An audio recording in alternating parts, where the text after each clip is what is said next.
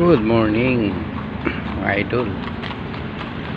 Andito po tayo ngayon sa galing tayo ng pier, may lakad tayo mga idol. Andito po ako ngayon sa harap mismo ng Manila Hotel. Ayan po idol, ayan po yung Manila Hotel. Ayan po, ganda diba?